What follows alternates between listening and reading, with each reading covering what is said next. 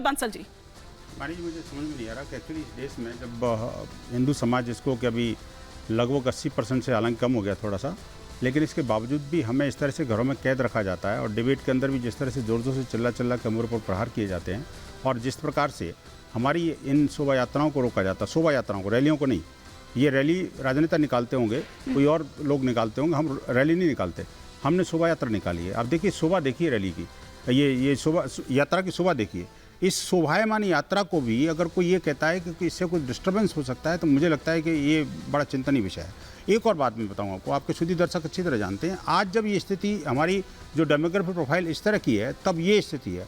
आज के 25 साल बाद क्या होगा, ये चिंता का विषय है। मैं कहता हूँ हिंदू समाज को ये बेहद गंभीरता के साथ चिंतन करना पड़ेगा और जो लोग इसको रोक करके जो पत्थरबाजी कर रहे हैं, जो एक जगह पर इकट्ठे होकर के और वहाँ पर एक षड्यंत्र पूर्वक हमारे ऊपर हमला कर रहे हैं, उनको भी समझना पड़ेगा कि आखिरकार, और ये जो सरकार पुलिस प्रशासन को भी समझना पड़ेगा कि जिस तरह से आप एरिया को बांट रहे हो, कल को आप यही कहना चाहते हो कि मुहर्रम की जब यात्रा निकले तो हिंदू इस हिस्से से न निकले, किसी मंदिर के सामने से न निकले, लेकिन हम नहीं चाहते, ऐसा होना भी नहीं चाहिए, कभी भी नहीं होना चाहिए। लेकिन इस तरह थे ना, यही वो जहांगीरपुरी था ना, पिछली बारी हमने देखा था कि किस तरह से वहाँ पर जो स्थिति है वो बन गई थी।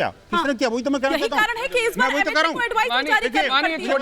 जहांगीरपुरी वाली घटना के पीछे बड़ा क्लियर कट सामने वर्डिक्ट आ चुका उसमें कि आखिरकार किस तरह से एक रात पहले उसमें जो पत्थर प्लांट किए गए थे और मस्जिद से लगातार एक साथ पत्थर बरसे और लोग बाहर निकल के आए, आखिरकार कहाँ छुपे हुए थे, क्यों छुपे हुए थे? और एक जगह नहीं जी, देश के कम से कम दर्जन भर से ज्यादा स्थानों पर ऐसा हुआ। गुजर रहा था तो कुछ ऐसी जो नारेबाजी है वो वहां से की गई थी, ये भी तो सच। नहीं, देखिए नारेबाजी की गई, मैं कहता हूं एक तो नारेबाजी कहीं अभी तक कोई प्रूफ नहीं हुई कोई नारेबाजी हुई, लेकिन एक अगर नारेबाजी की तो पत्थर फेंकोगे क्या आप भी नारेबाजी करो?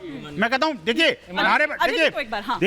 देश में कानूनी रिकॉर्ड हर एक के पास अवेलेबल है, आप लीजिए ना कानूनी के सारा लीजिए आप। मैं कहता हूं मैंने कुछ गलत किया तो मुझे बताओ, लेकिन क्वेश्चन ये है कि इसका मतलब ये तो नहीं आप पत्थर फेंकने लग जाओगे, आप गोली चलाने लग जाओगे, आप पेट्रोल में फेंकने लग जाओगे, ग्लोल चलाने लग जाओगे, ये तो ठीक नहीं है ना। अजय जी को प्लीज एक बार स्क्रीन पर लेकर आए, ऐसे मत करिए, आज उनका जन्मदिन है, कम से कम ऐसे मत करिए, प्लीज एक बार स्क्रीन पर लेकर आइए। जवाब जी मैं आपको जवाब लूंगी, लेकिन एक बार अजय जी बहुत ही अच्छा रहा कि देखिए मेरे भाई विनोद जी हैं, संविधान से चलते हैं, सुप्रीम कोर्ट में तो विश्वास रखते हैं, आप कोर्ट में रखते हैं या नहीं रखते हैं? आप तो नहीं रखते। नहीं, सुप्रीम कोर्ट में हम चलो मान लीजिए आप रखते हैं, आप रखते हैं। नहीं, आपने अभी राहुल गांधी का जब सजा हो गई आपने कहा उनकी सजा होने के बाद खत्म हो जाएगा, आप सुप्रीम कोर्ट में विश्वास रखते हैं?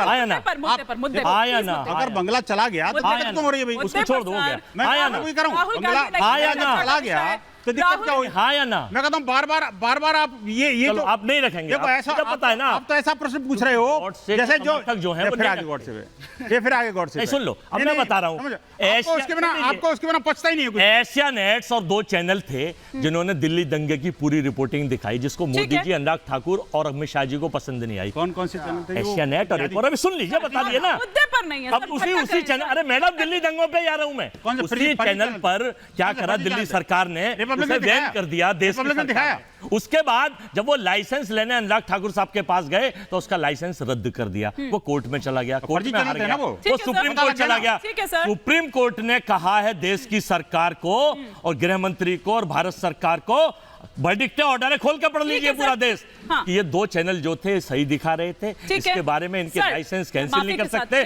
सरकार की आलोचना करना देशद्रोह नहीं है, सरकार से सवाल पूछना देशद्रोह नहीं है, सरकार के खिलाफ जाना देशद्रोह नहीं है।